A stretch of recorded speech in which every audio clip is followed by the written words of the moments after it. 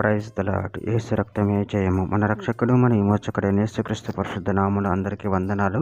చిన్న ప్రార్థన ద్వారా ఉదయకాల వాక్య ధ్యానం చేసుకుందాము. పరిశుద్ధుడ మహాగణుడు అయిన దేవ యేసయ్య, సర్వాధికారినైనా మీకే వేలాది వందనములు, కృతజ్ఞత, స్తుతి, స్తోత్రం చెల్లించుకుంటున్నాను.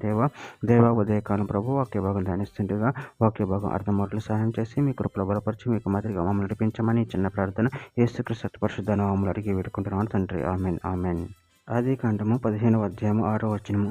అతడు యెహోవాను నమ్మెను, ఆయన అది అతనికి నీతిగా ఎంచెను. ఆమెన్. దేవుడి వాక్య భాగం దీవించును గాక. ప్రభునందు ప్రియులారా, ఇక్కడ వాక్య భాగంలో గమనించినట్లయితే అతడు యెహోవాను నమ్మెను, ఆయన అది అతనికి నీతిగా ఎంచెను. అదేవిధంగా ఇక్కడ వాక్య భాగంలో గమనించినట్లయితే రోమీయులకు రాసిన పత్రిక 4వ అధ్యాయం 9వ వచనంలో ఈ ధన్యవచనం సున్నతి గల వారిని గురించి చెప్పబడిందా, సున్నతి లేని వారిని గురించి కూడా చెప్పబడినదా? అబ్రహాము యొక్క విశ్వాసం అతనికి నీతి అని ఎంచబడిననుచున్నాము కదా. హెబ్రీయులకు రాసిన పత్రిక 11వ అధ్యాయం 8వ వచనం అబ్రహాము పిలువబడినప్పుడు విశ్వాసము బట్టి ఆ పిలుపునకు లోబడి తాను విశ్వాసముగా పొందినయున్న ఆ ప్రదేశములకు బయలువెళ్ళెను, మరియు ఎక్కడికి వెళ్ళవలని అది ఎరకకే బయలువెళ్ళెను. యాకోబు రాసిన పత్రిక 2వ అధ్యాయం 23వ వచనం కాబట్టి అబ్రహాము దేవుని నమ్మెను, అది అతనికి నీతిగా ఎంచబడిన అను లేఖనం నెరవేరబడిను, మరియు దేవుని స్నేహితుడని అతనికి పేరు కలిగిన.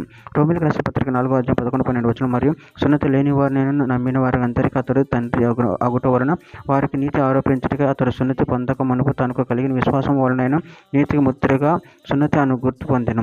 మరియు సున్నతి గలవారిని తండ్రి అగుట కనుక సున్నతి మాత్రము పొందిన వారు కాక మన తండ్రి అయిన అబ్రహాము సున్నతి పొందక మునుపు అతనికి కలిగిన విశ్వాసం యొక్క అడుగు జాడలను బట్టి నడుచుకుని వారికి తండ్రి అగుటకు అతడు ఆ గుర్తు పొందెను.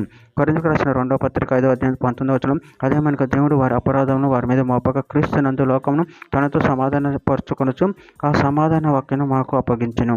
కీర్తనల గ్రంథం 22వ అధ్యాయం 4వ వచనం మా పితరులు నీ యందు నమ్మిక ఉంచిరి, వారు నీ యందు నమ్మిక ఉంచగా నువ్వు వారిని రక్షించితివి.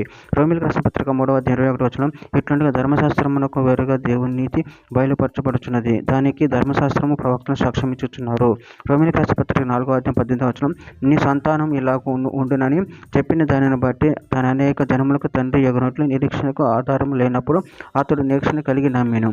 చివరిగా ఒక మాట గలతీయులకు రాసిన పత్రిక 3వ అధ్యాయం 11వ వచనం ఈ ధర్మశాస్త్రం చేత ఎవడును దేవుని ఎదుట నీతిమంతుడని తీర్చబడను సంగతి స్పష్టమే. ఏలయనగా నీతిమంతుడు విశ్వాసం మూలంగా జీవించును.